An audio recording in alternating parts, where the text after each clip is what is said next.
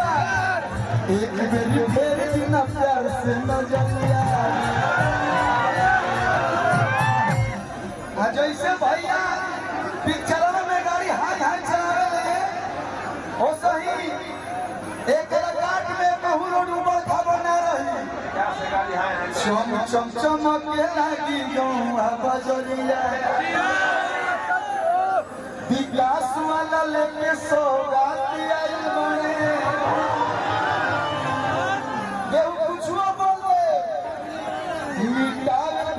भाव जात बात आई बारे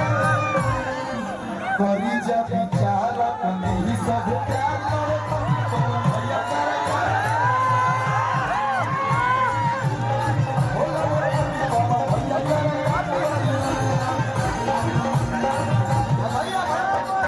भाई हमारा से सब लोग बड़ भाई बा कलुआ निवेदन करता कि बड़का भाई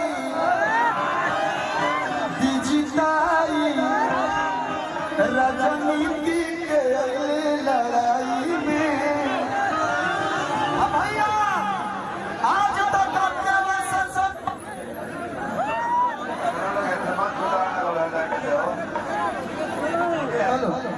भैया भैया थोड़ा सा आज तक आप लोग की आवाज संसद भवन में क्यों नहीं खोले लेकिन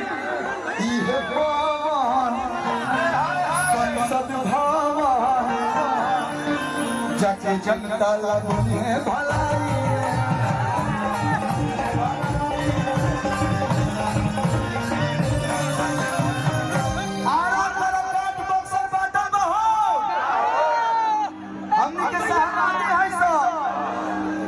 माथे पर लगा के साहबाद वाला माटी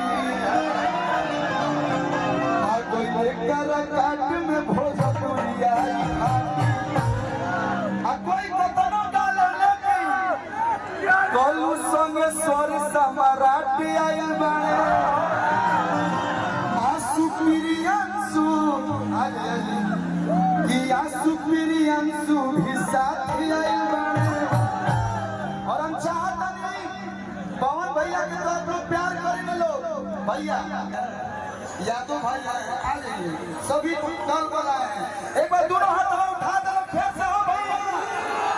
अब कभी जब विचार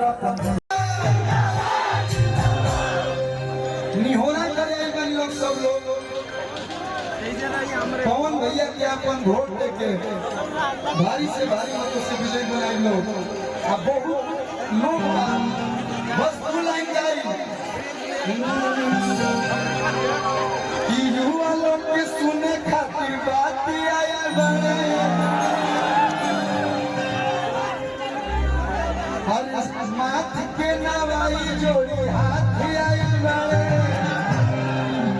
कि करी जा बिचारा कंदी ही सब प्यार भैया जे जे पवन भैया